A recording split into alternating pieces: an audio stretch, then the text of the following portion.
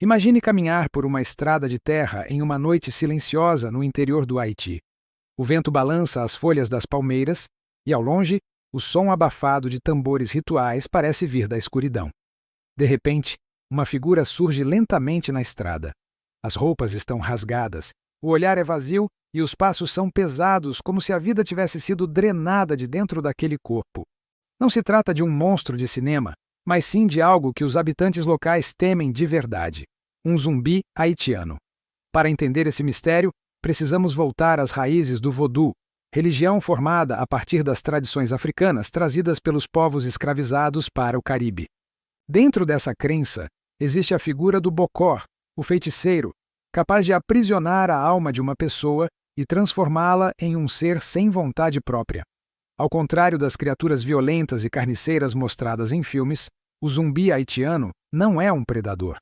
Ele é uma sombra do que já foi, condenado a vagar pela terra obedecendo apenas ao mestre que o domina. O caso mais famoso e perturbador aconteceu com um homem chamado Clervius Narcísio. Em 1962, ele foi internado em um hospital com febre e fraqueza intensa. Pouco tempo depois, declarado morto pelos médicos, Narcísio foi enterrado diante de sua família. Tudo parecia encerrado, até que, em 1980, quase 20 anos depois, ele reapareceu. Vagava pelas ruas de sua aldeia, afirmando ser o mesmo homem que todos haviam visto descer ao túmulo. Os moradores entraram em choque, e segundo o próprio Narcísio, logo após o funeral, ele teria sido desenterrado por um Bokor e submetido a rituais e substâncias que o mantiveram vivo, mas em estado de completa obediência. Ele contou ter sido forçado a trabalhar em plantações lado a lado com outros zumbis, até a morte de seu captor. Somente então conseguiu escapar e voltar para casa. Esse relato impressionou antropólogos e cientistas, que viajaram ao Haiti para investigar como algo assim seria possível. Nos anos 1980, o etnobotânico Wade Davis propôs uma explicação surpreendente. Ele descobriu que os Bokors utilizavam substâncias extraídas de plantas, ervas e até do baiacu, um peixe conhecido por carregar uma toxina mortal chamada tetrodotoxina. Essa substância é tão potente que pode causar paralisia quase completa, desacelerando as funções vitais a ponto de alguém parecer clinicamente morto. Assim, a vítima poderia ser enterrada ainda viva e mais tarde retirada do túmulo pelo feiticeiro. Depois, drogas alucinógenas como a datura, conhecida como erva do diabo, seriam usadas para manter a mente da vítima em estado de confusão e submissão. A ciência, então, trouxe uma explicação plausível. Os zumbis não seriam mortos-vivos, mas pessoas vivas, drogadas, manipuladas e escravizadas. No entanto, apenas as substâncias químicas não explicam tudo. O verdadeiro poder do fenômeno está na crença. Para muitos haitianos, o medo de ser transformado em zumbi é mais aterrorizante do que a própria morte. Afinal, não se trata apenas de perder o corpo, mas de perder a alma, a consciência e a liberdade.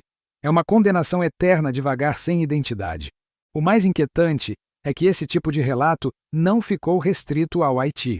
Nas raízes africanas dessa tradição, também existem histórias de pessoas transformadas em servos sem vontade.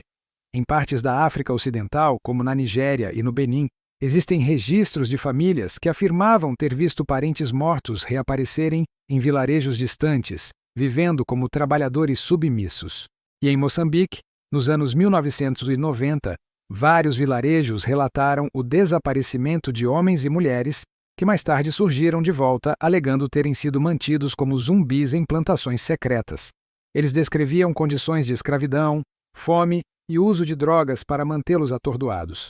As autoridades investigaram, mas nunca encontraram provas definitivas de magia ou mortos-vivos.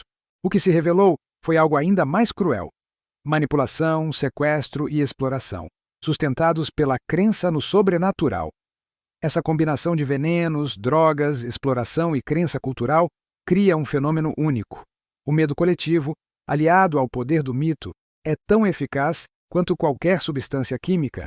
No Haiti e em diversas partes da África, falar sobre zumbis é um tabu perigoso. Para muitos, admitir ter visto um morto voltar à vida é expor-se ao risco de ser acusado de bruxaria ou até condenado ao mesmo destino. Mesmo com explicações científicas, o mistério nunca desapareceu por completo. Casos como o de Clervius Narcísio continuam sem respostas definitivas, Seria ele apenas uma vítima de envenenamento e manipulação? Ou teria vivido algo realmente inexplicável, algo que a ciência ainda não consegue compreender? O silêncio das comunidades, o medo de falar sobre o assunto e a falta de registros concretos mantém a lenda viva até hoje. E talvez seja exatamente isso que torna o mito dos zumbis de voodoo tão perturbador. Ele toca em um medo universal, o de perder o que nos torna humanos. Não é apenas a morte que assusta, mas a ideia de ser condenado a viver sem alma, sem consciência, sem vontade. Para muitos haitianos, esse destino é muito pior do que o fim da vida. Ao pensar em zumbis, a imagem que surge em nossa mente é a de mortos-vivos famintos, como nos filmes e séries de terror. Mas a realidade é mais sombria.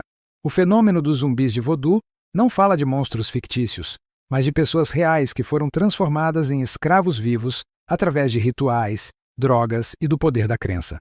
São histórias que misturam religião, ciência, medo e manipulação social.